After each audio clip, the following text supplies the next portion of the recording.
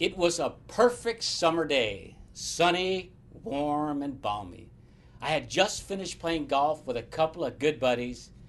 Going home, my only intention was to take a nap, but was sucked in by the alluring environs in which I found myself. You see, that day, the rhythms and energy of our neighborhood were running particularly high. My young boys and many of their friends were playing basketball and swimming in the backyard. As I checked in with them, my nap got waylaid. What was more important, after all, than spending time with the kids? As the kids played and floated on rafts in the pool, my youngest, Casey, asked me, "Dad, what are the most rafts you've dived over?" Well, that was a challenge I could rise to. I told him 4, but today I'm in a record-breaking mood. They lined up 5 rafts with live bodies on each. I proceeded to make my record-breaking dive. It was record-breaking, all right. It was body-breaking, too. My head struck the cement at the pool's bottom on the shallow end.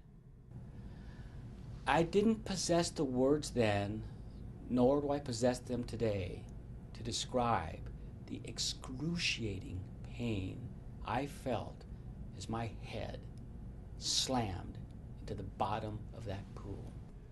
I had broken my neck. Not just one vertebrae, but 2. After several days in the hospital and much debate, it was determined that the best treatment for recovery would be to place me in what they called a halo vest. I'd never heard of or even seen this contraption. 3 days after I broke my neck, I was sent home via ambulance in a metal device that was literally drilled into my skull, which completely immobilized my head and neck. I lived in that prison for 4 months and 1 day. I was in a prison of 2 sorts. My head could never leave that contraption, and my body was confined to my house, except for an occasional visit to the doctor's office. Before leaving the hospital, my neurosurgeon told me something that would haunt me for the duration of my recovery. He said, in 25 years of practice, he had many patients who had fractured necks with no spinal cord injury, but I was the only patient he had that broke 2 vertebrae and did not have a spinal cord injury. That single observation proved to be such a curse that anxiety stole 25 pounds from me over the ensuing 4 months. As irrational as it sounds today, I was in constant and intense fear that some external event, a car accident, falling, earthquake, or whatever my mind could concoct, would do what the diving accident didn't: bring me within the statistical harmony of my neurosurgeon's experience. The final result, my spending the rest of my life confined to a wheelchair. I lived with that self-induced terror for almost 4 months. You see, prior to my injury, I had spent many decades studying the new thought leaders of the previous centuries and their modern-day contemporaries.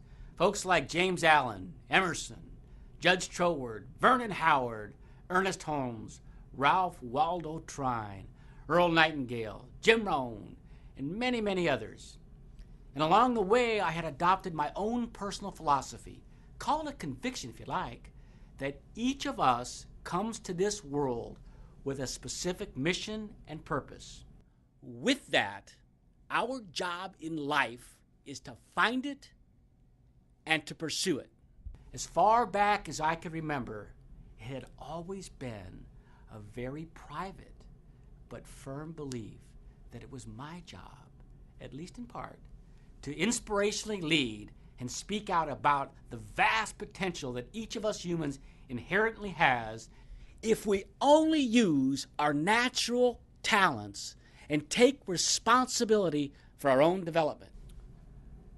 At the depth of my despair during this period, I can remember looking into the mirror one October evening with that cage firmly secured on my head and promising myself and the architect of the universe that if I can come through this with full mobility, I would pursue the work I was born to do. Well, it's taken 9 years, but I'm finally ready to make good on that promise.